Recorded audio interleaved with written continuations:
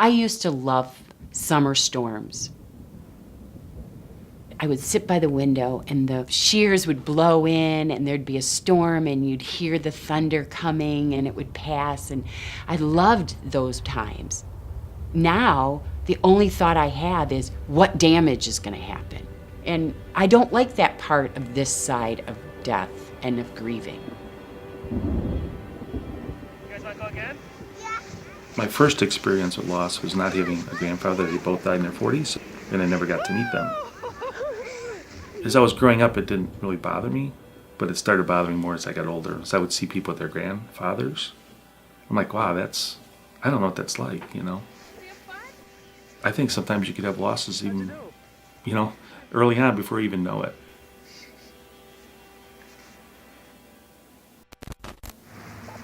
Hi, Mom. I remember being voted most mischievous in junior high. My grandma was not happy with me. She thought I was a good boy. I was a sophomore at Timothy Christian. In chapels we would introduce new students, and one of them was Sherry. And I just remember turning around and seeing her and thinking, wow, it'd be nice to meet her. You know, she looked like a really great gal, and we just fell in love right there when I was a sophomore at Timothy. Wow, what babes in Washington. In a lot of ways, we had like this all-American family. How many months are you now? 7. It doesn't mean they weren't difficult times, but it was, you know, their careers and their family and everything went kind of according to plan. When we talked about planning our lives together, we always talked about travel and family trips. And we went to Honduras, and I just fell in love with the place, and I just always wanted to go back. We really lived life to the fullest when we could. I'd say in 2007, she started getting some unusual symptoms. Nothing came up. You know, they would do different tests, but they attributed it to one thing or another. Finally, they just, you know, put her in the hospital, so we need to do a battery of tests. So they did 15 tests, and then the next day the doctor came in. That's one of those moments you'll never forget. It was crushing, you know. He basically came in and said, yeah, it's bad news. You have stage 4 cancer, and it's in your liver and your lymph nodes, and I don't think they knew exactly where, but it was significant. We cried together and talked a little bit, but almost immediately she said to me, I'm ready. And I said, you're ready for what? And she said, I'm ready for heaven. And I just remember saying, no.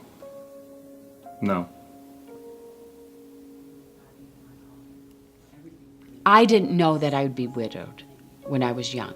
I've seen it happen to people, that they're widowed young, but you don't think it's going to happen to you. They kept attacking the cancer with chemotherapy, trying to keep it at bay or from growing, right? But at a certain point, his body wasn't strong enough to handle it anymore. So then they put him on hospice. I remember just standing in the yard thinking, there he is, like he's here now, but he's not going to be soon, you know. Just trying to give him his place, his time.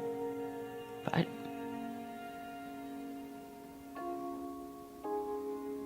you're letting go. You're letting go of someone at that time, and you know that's what you're doing, and he has to do it. Every story that's in the Bible about someone being raised from the dead was in my mind. And then in the back of my mind, it's like, he's probably in the presence of God already. Like, he doesn't want to leave. And then I was fighting with God, like, 15 years, that's all you need, 15 years, and Jonathan's 18. Like, what is it to you? In that moment, I remember my hand just going up, and I started singing this song. I bless your name, I bless your name. I give you honor, I give you praise. And I remember in my mind thinking, God is present. I didn't have to scramble to find God. I didn't have to find my anchor. I knew who my anchor was, and I knew that it was secure.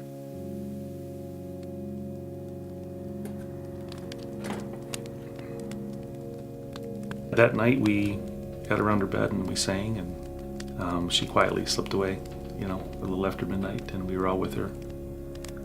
Just remember hugging her, and one of my kids just kind of pulled me off, saying, just kind of, it was a hard moment, So, we didn't really get to say that goodbye.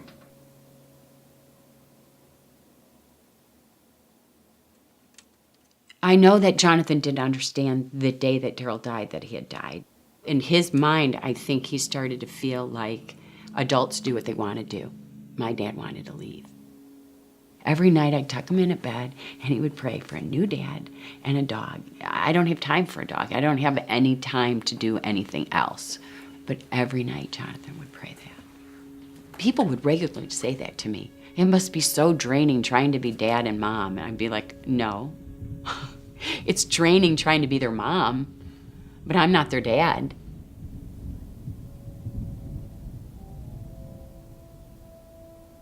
It felt out of control. And I'm the kind of person that likes to plan things. I like to know that I have some control over a situation, and that was kind of being taken away. I didn't have control of the situation, and I wanted to fight it. The nights are really difficult after you lose a spouse. I think that's, for me, when I felt the most alone. I mean, you try very hard not to be withdrawn, but in some ways you are. You're just thinking about, you're feeling what you're going through. You're just trying to get up in the morning. That's a lot for one person to bear. I remember taking a walk one time and just coming up to the house thinking, why am I here? The whole reason why I created this life here was with Daryl. And do I need to stay here? And what do I do with these children? When you grieve, it's so inwardly focused. And part of that is you have to do the work of grieving. But I think our enemy wants to keep us self-focused. And I was determined not to be. And I really decided I am going to stay here until he shows me a different life he wants for me. We stood up in front of a lot of people and gave a testimony of faith in God. I told the kids at the time it's spiritual warfare. 9 months after she died, we went through the recession, and the recession hit the company I worked at as well. So I was laid off from my job. Those are tough times, because then you realize how alone you really are. That was really the culmination of, this is too much. I don't think I can handle this, Listen, oh God, my God, how long must I endure? How long will all these trials keep coming? I had a tail ender in December and again last Wednesday. Last Tuesday, the sewer main backed up into the house. Annika broke her finger and tore the tendon in her left ring finger. I stayed up until 2:30 last night trying to get through the office.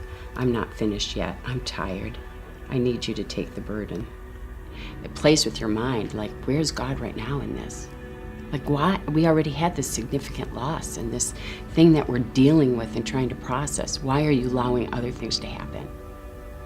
I just remember telling somebody some of this, and his comment to me was, man, I think I would have jumped off of a building by now, I think I know what he meant. It was just like, that's a lot for one person to bear. I just remember praying each morning, God, get me through this day, please. I don't know what it looks like, and I just remember at the end of each day, I could say he got me through it.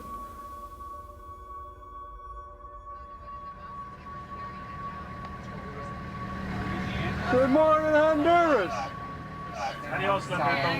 2 months after she passed, we continued to go to Honduras.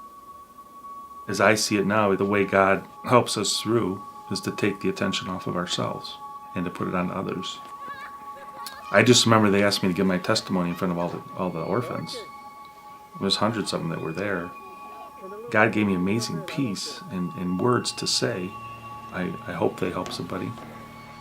Finally found a use for a Cub fan. Yeah. Don? Yes? Take your head off.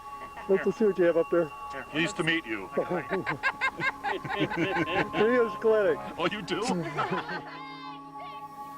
You know, now I have children that don't have a mother. And I've known so many of those kids in Honduras for so long, and I couldn't relate to them on every level, but I could say, yeah, I have another loss now that I can identify with some people, and my children have a loss now. They now know what it's like to not have a mother. I didn't think about it then, but now I look back and I know that it was all God's plan. I kind of gave up that part of me of I'm young, but I'm not in a marriage anymore. I had kind of come to a resolution that what I had was good, and at this point in my life, that's not reality anymore. Who is going to come into a life with a woman that has 5 children? Why would I even pray that? Because who would take that on? Hey. So Kyle and Annika are classmates. It's just crazy, but we were taking pictures of our kids together. It just kind of happened. I heard, "Hi, Judy," from behind me, and my knees went a little weak. And I turned around, and it was Bob, and I thought, in my head, oh, you can't feel this way. My prayer was, just crying out to God, like, what do you want me to do next? Because I really didn't know. Should I pick up and move to Honduras with the family, with the kids? Should I remain single? Or is there another godly woman? And the answer to that prayer was Judy. I saw his heart and who he was and got to know him. He loves children. He loves serving God. He can serve in the midst of his grief. I just started to see this man for more than just a widower. And then it was just like being on a roller coaster and just enjoying the ride. It made me feel young again and appreciated, and that companionship was just something I really missed. Bob, please repeat after me. In the end, it's only God's grace that got me through. And the only person that's ever been completely faithful to me and never failed me and showed up big time on the day when I had to bury my husband, that was Jesus. I invite you to stand. Justin, Matthew, Kyle, Linnea, David, Annika, and Jeanette, and Juliana, and Jonathan.